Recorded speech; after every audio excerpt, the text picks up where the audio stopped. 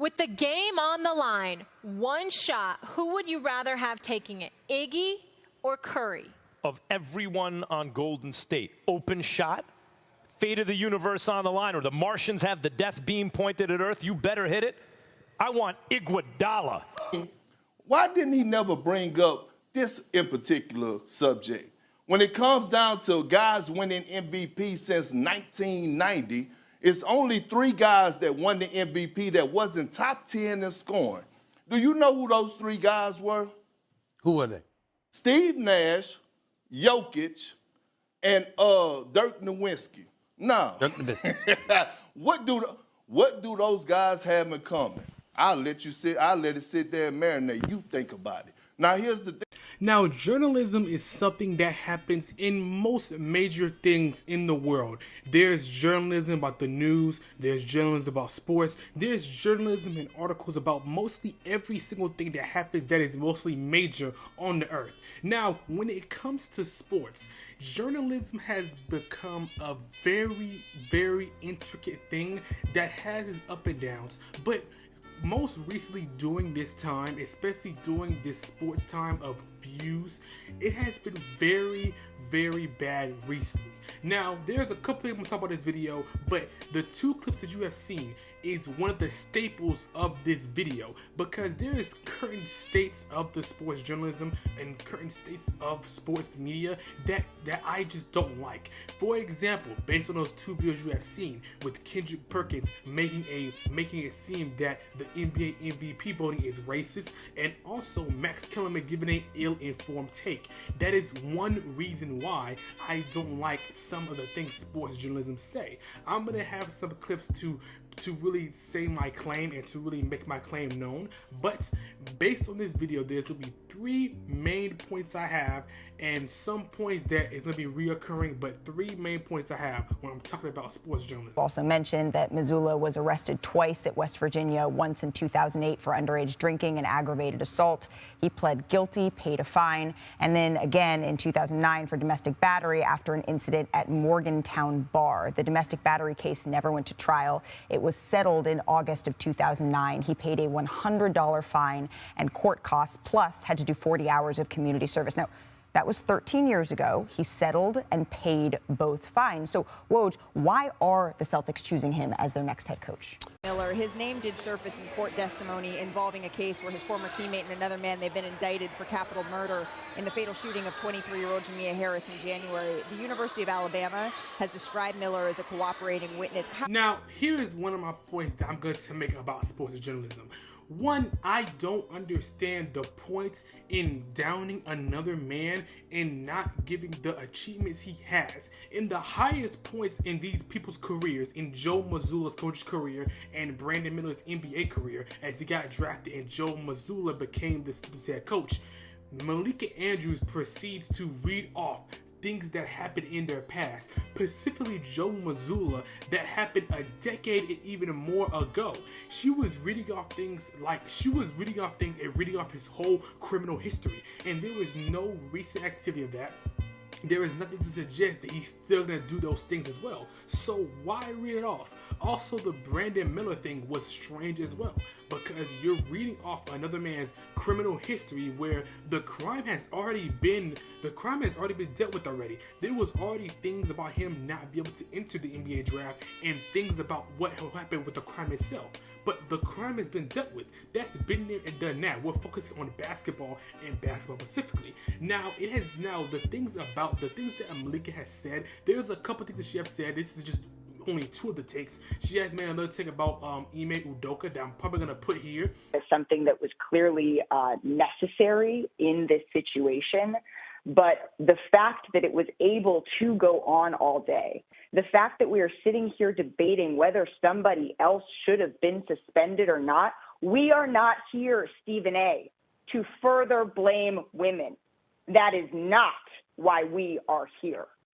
Where it was talking about how we shouldn't really blame women for Ime Udoka's thing, but the thing is, Stephen A. Smith in this clip I showed that Stephen A. Smith wasn't even talking about women. He was talking about Ime Udoka in general, and she keeps on interrupting NBA players and interrupting certain things happening.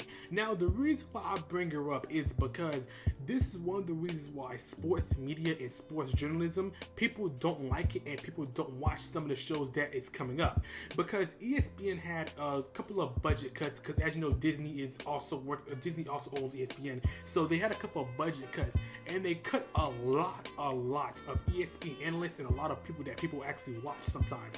But they cut them off. But they kept Malika Andrews, and they kept some analysts that people don't even like really associate with ESPN wise, not saying other ones, because other ones I'm gonna get to after I talk about this. So one of the reasons why sports media is in the gutter and people don't like it is because of takes like that. People with casual fans watch sports media, and casual fans wants to know people's takes and wants to know NBA news. When people read off those things, you're downing a person at the highest point of his career, and we all know that that's bad that's bad for the network, and that's bad for the NBA as well. Because if you read off Joe Mazzulla's thing, and if people feel like that Joe might still have those tendencies, then people are not going to watch Celtics games, or people are going to not want him as the coach. There is some things that will happen as a result of media being pushed and this stuff happening in the media. Now, gladly that not a lot of people watch it as they used to, but if people watch this as they used to and it was getting pushed like this, then this will have a negative effect on the NBA itself, which is not good. And I might be at the other take that I'm gonna make after I'm done with this. There's another part of it that I don't like as well. But when you give news like this and you show the bad side of you show the bad side instead of congratulating them and talking about basketball, you bring personal things into something that's not even there. She was bringing up personal things. It was saying why the Celtics even hired him, even though some of those things happened a decade ago. Those things probably before he was even doing coaching, and you're bringing up some of the things that should be happening. That's what shouldn't be talked about in an NBA segment like that. Now the thing is, there's two sides of it. People have been blaming Malika, but there's also people have said that ESPN maybe give her a script, but even if ESPN didn't give her a script, she shouldn't be on the shows like this, especially at the highest point of ESPN and be hosting shows, and then you're hosting a show and you're reading off the news and you're reading off this player's past and painting a picture like they're that person still, which is something you should be doing if you're a host of an NBA show and you're giving off NBA news. Mid-range shots. He wanted you to score a layup or shoot from three. A matter of fact, I know people in the league he pulled from games because they pulled up for a mid-range shot. Is what they joke about with him. That's so fair. It might not be Steph Curry, it might be D'Antoni. And D'Antoni came first. That's fair. That's a good point. Right.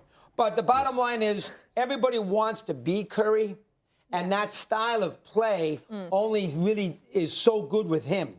Everybody can't be Mahomes. Yeah. He's a quarterback. There's only one of them. You can't play like Mahomes if you're 6'4", 240, and you can't run. So as a result of that, with the accent of just shooting threes, you can make an argument that the game is not as balanced and as fun, because that's what people do is shoot threes. And there is nothing worse than watching teams play basketball on any level than watching them hoist threes and not make it. That's a rough watch. Are you sitting here and saying that the reigning two-time league MVP, who plays for the Denver Nuggets, Nikola Jokic, is having his numbers padded? Is that what you're saying? You heard what the hell I said. I said he had 8 games where he had single-digit shot attempts. And for a while, it was 9.5 assists he was averaging, 9.8. And all of a sudden, I saw those shot attempts and his points go down, and I started to see his assists go up. So listen, this is what I'm sitting up here telling you, Stephen. And here's my next point when I'm talking about sports journalism. When you're in a high analytic standard such as that, where you're on a morning show, or you're on an afternoon show, you're on a night show, where your job is to give informed NBA knowledge, when you're giving takes like the 2 clips I've shown and what I'm about to show next, those informational things you have said are not informed. They're not informed. You giving a take that Steph Curry has ruined the NBA and a debate about Mahomes and Curry, which I don't know why you're even doing that debate anyway, but in a debate where you're talking about Mahomes and Curry and you say that Steph Curry ruined the NBA, that is not an informed take. That is an old take, which I don't know why they had these people on the show. When you have someone on that show, when this person defended, it was a Steph Curry and Wilt Chamberlain argument. I might put the clip in this video, I might not. And in the argument, he straight defended Wilt Chamberlain, defended Oscar Robertson, and defended old players against the new generation. And he straight up is saying that Steph Curry is ruining the new generation, which doesn't make sense and makes people who watches the media that's not informed and that's casual players that make them feel that to place towards Steph Curry. Now, thank God that media isn't as high as it used to be, and people have their own takes, and people watch their own game and they do what they want to do. But if sports media was some of the only informational thing that some people can watch, and they watch that, and they have that take where they see that Kendrick Perkins is saying that Nikola Jokic is stat padding, and he's not, and they're watching it, and they're seeing that you're saying those type of things about Steph Curry, that is not good for a viewer to watch, because that's not an informed take. That's an opinion, and it's a bad opinion as well. So when you give bad opinions and you give bad, not informed takes, it doesn't allow the casual fan to really look there and watch and see what they can learn while trying to learn more about the NBA. People who are casual fans might think Jokic is stat padding based on what Kendrick Perkins is saying, even though it's not true. Thank God Stephen A. Smith defended Nikola Jokic. Casual fans who only seen Steph Curry highlights, only watch a little bit of Steph Curry, might be like, dang, Steph Curry might be ruining the NBA. Steph Curry might be doing things to the NBA that won't allow it to really get to the next step it needs to be able to get to. Jokic isn't known for having some kind of dominant post game now. That's not his game. Hold on a second. It's not his game. He's not a dominant. Is he a dominant post player? The best wing shooter of all time. Right now, it's Ray Allen, but it will be Steph. It will be Steph. He's not a wing, though. Wait. What is Steph? He's a point guard. He's a wing guy. What? I ask you, is Clay a better wing shooter than you were in your prime? But you're asking Paul. What, is he a better wing shooter? It's okay. You can say yeah. I'm going to say no. Because this is why. In clutch situations. Why are you staring at me like that? It was money in the bank. You haven't seen Clay in these situations quite a bit. You want me they to don't tell go you to him. Paul, riddle me this. Who is the better NBA player? That's easy. I can say that off the bat. That's me. If you give me Shaq, if you give me LeBron, they did. Call the big three. We got that late, but like early in my career. I mean, what are you doing right now? If you give me these guys early in my career, you give me Shaq. When I'm 24, 25, you give me LeBron and Bosh. I'll be sitting on 5 or 6 championships, easy. So then who has the better NBA career? Okay, so my last point, talk about sports journalism and the state of it. So my last thing is some of these ill-informed takes again, and also some of these ex-NBA players. Now, when it comes to Stephen A. Smith saying Jokic doesn't have a dominant post game, you can tell that he's not informed is what he's talking about. And when you can tell when somebody doesn't watch a certain player or isn't informed in a certain topic. Jokic not having a dominant post game literally shows you don't watch Jokic, because that literally is one of the main things that Nikola Jokic just does in the NBA and how he scores his points. So when you're not informed on a certain take, and when you're not prepared to really give a certain analytic statement, then you shouldn't be making them. You should be at a high analytic standard, and you can't even tell when a person has a dominant post game or a good post game, because Nikola Jokic is dominant post. That's where most of his points come from. So next, when it comes to these ex-NBA players, some of these ex-NBA players do not give good takes. They just don't. They do not give accurate takes. They do it based on how they played or what they done back then. For example, the 2 takes I gave were Paul Pierce, because Paul Pierce is not a good analyst. I'm glad he's not on ESPN or on certain shows anymore. But when Paul Pierce said, Paul Pierce can't even define a wing shooter, because when he said that Ray Allen is the best wing shooter and Curry's coming up, Curry is not a wing shooter. Curry doesn't be on the wing. Curry is a point guard, and he creates his own shots, and Curry's a better shooter than Ray Allen. So when you have those certain takes like that, you're not even informed on what a wing shooter is. Then when you say that the wingman has a better career than you, and you keep on giving hypotheticals and what ifs, you're not giving informed, and you're not really giving an accurate answer. You're telling people and you're telling people on the internet that aren't maybe not being informed with your game or may not be informed with Dwayne Wade, and you're saying that Dwayne Wade had to have all this help to even be able to win these championships. So based on people listening to that and people hearing those type of things, they might take that and they might say that you're better based on certain accolades, when we shouldn't judge players by accolades. It should be by the skill. So when he said who's the better player, you immediately with the championship, you immediately with who they play with, when you should go to their skill set and how they played the game. Because based on skill set and based on how they play the game, Dwayne Wade is a better player than Paul Pierce. Dwayne Wade is a better defender than Paul Pierce, better rebounder, and I'll give Paul Pierce the shooting and the playmaking aspect. But Dwayne Wade has a say in the playmaking aspect. Dwayne Wade is a better mid-range shooter. Dwayne Wade is a better finisher, and Dwayne Wade knows how to get to work faster. He's a better rebounder. Dwayne Wade is just better in other aspects than Paul Pierce. So when you don't give an accurate take based on skills and you only do it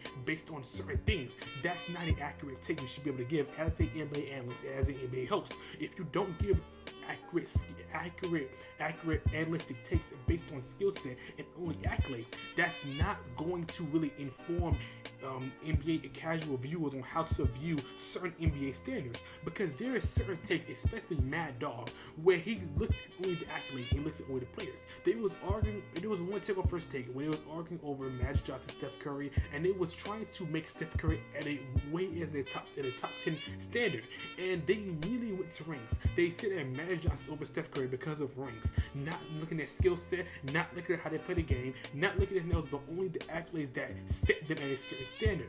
When you're on shows and you're giving an analyst and you're a journalist, you have to be able to assess their skill set as well, not just accolades, because accolades don't tell the whole story. So when you don't let people know their skill set and you don't let people know how they play the game, how they're at this level, how they was able to transcend certain NBA levels, you're not telling the NBA, you're not telling casual viewers how to really view basketball and how to really be at a certain standard and be a better basketball person. You're not doing that. You're only looking at certain things for clicks and for views, and that shouldn't work when you're at a certain NBA level for journalism. You're not supposed to be there to give the best take, to be at the top of the level with NBA takes. You should want to give informed, analytic takes to let people better come out after watching a show to have a more informed NBA level knowledge. Now, sports media has a good side too. It's not all bad.